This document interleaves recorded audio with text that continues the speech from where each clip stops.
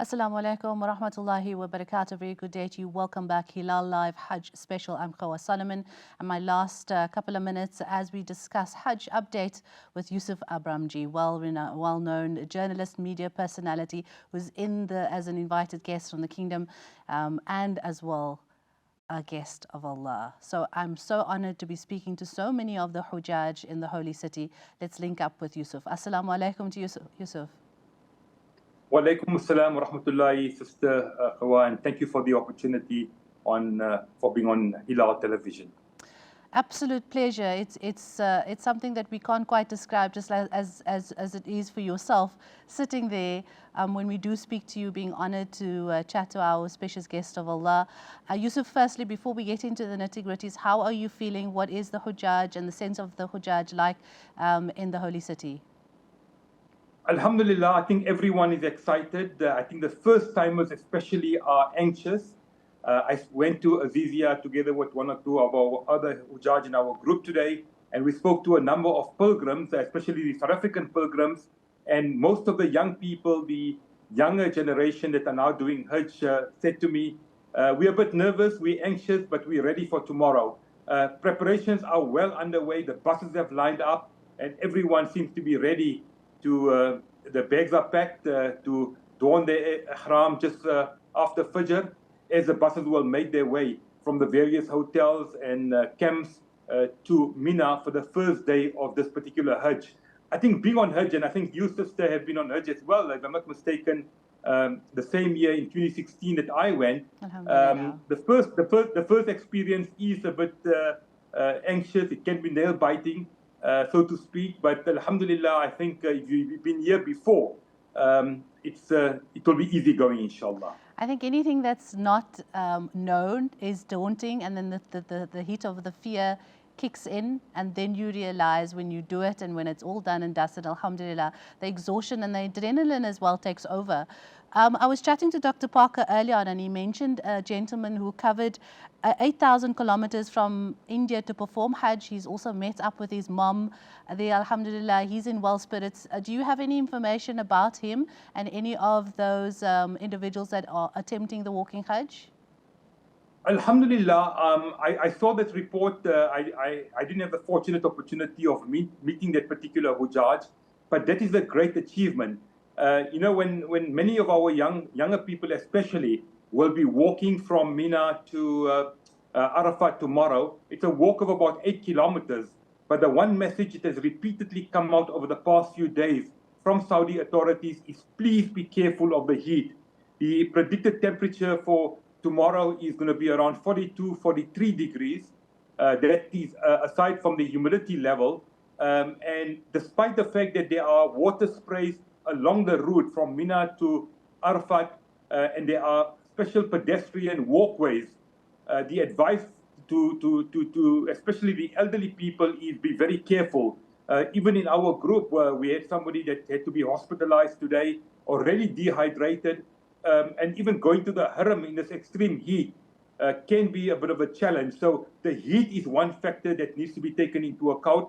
But alhamdulillah, Allah will make it easy, and people undertaking the walking Hajj, inshallah, Allah will make it easy for them as well over the next few days. Amen. So I think, a lot of doctors have been talking, and especially the message we got from Sahuk is actually not encouraging people to do the walking Hajj.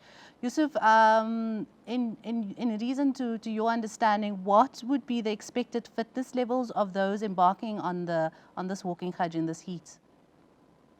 Well, I think, to walk 8 kilometers normally in South Africa, this is probably 10-fold more. You need to exert yourself. And in fact, at the Friday sermons, the past Friday, the message that all the imams gave is about especially taking precautions during this particular heat, strokes, dehydration, etc. And I think one needs to be very, very careful. I would suggest you need to be rather fit if you're undertaking the walking Hajj, and I think that is the advice that doctors are giving, and even Sahuk correctly has advised pilgrims to be very, very careful. But I must say the infrastructure that has been established since the last time that I was here in the holy city of Mecca is really beefed up. There is a train service between Mina and Arafat and the various other sites. The buses, the road networks have been improved. We know that the buses are air conditioned, and I think especially our elderly Hujjaj should rather use those facilities. And like they often say, is take the guidance from your group leaders, from the tour operators, because if you're simply going on your own, aside from the heat, the risk of getting lost, the risk of not knowing where your camp is in Arafat, the risk of walking to Muzdalifah and not knowing where you're going to stay over could be very, very daunting on the pilgrim. So my advice often to the pilgrims is just follow the instructions of your group leaders and your groups, and inshallah it will be much easier then for you to complete your Hajj through the various procedures that have been put into place. So as much as the Hajj is an individual journey, it's also taken upon the group to assist each other. You being a second Haji and or at least being on this beautiful journey can actually look at for telltale signs when the others are high in adrenaline and not looking at maybe their foot is swollen or they've been, they're hot under the weather. What advice would you give to fellow Hujjaj and also to the family to sort of assist Hujjaj who doesn't necessarily look at, when something is going away with their condition? Well, I think let's again remind ourselves that Hajj is not only about yourself. It's about our ummah, it's about unity, it's about bringing everyone together. Let's take pride in to see how we can help, especially the Hujjaj who are struggling, whether it's the elderly, whether it's somebody who's disabled, whether it's somebody that's blind. And I'll give you a quick example. We were going into the lift in our hotel here at Mecca today, and a fellow Hujjaj, a good friend of mine from Johannesburg, Faisal Motika, noticed the blind Hujjaj from Morocco. He was all alone, and he asked, "Where's the lift?" And Faisal then took his hand, held him, and took him to the lift, and then escorted him to the prayer facility. And I think that is a small example of how we can, in a very small way, make a difference, aside from the fact that you might be able to feed somebody, you might be able to assist a helping hand in a different form. It takes small acts of kindness that will make it easier, that inshallah Allah will reward us for that type of kindness. And again, I think the golden rule, I said it repeatedly even during the Hajj in 2016, is that one needs to be patient. That's the first rule. The second rule is be patient. And the third rule is be patient. And if you exercise patience, inshallah, your Hajj will become much easier. No sense going for tawaf and you keep on pushing each other and you keep on shoveling your way. Give somebody else a chance and just go with the flow. And I think that particular rule will apply for the entire 5 days of the Hajj, whether you're at the Jamarat, whether you're in Muzdalifah, collecting your pebbles. There's no need to rush. There's no need to get excited. There's no need to get hysterical. Just follow the golden rules. And I think that particular message is also coming out from the Ministry of Hajj and Umrah, the Ministry of Islamic Affairs, and even our own Sahuk. That's easier. Let's not forget, sister, that we have approximately 2.1 million pilgrims in the city of Mecca as we speak. About 1.6 million foreigners. So post-COVID, we are dealing here with the biggest crowd in years. But again, with all the modernization that has taken place, with the extended facilities, inshallah, it will become easier. And I think the kingdom needs to be congratulated for taking and putting the various measures in place. And really, as far as the South African Hujjaj are concerned, from what I've seen and what I've been told, everything from the clinics they have established in Mina, the clinics that will be there in Arafat, I'm sure Dr. Parker must have told you that they are really organized. They escort them. And I think the tour operators really need to be congratulated. They seem to be really up to scratch, taking care of the Hujjaj, preparing them for this journey of the lifetime. And many of the Maulanas that we have spoken to have also expressed their satisfaction that the Hujjaj seem to be ready. And inshallah, you just follow the instructions, your Hajj will become much easier.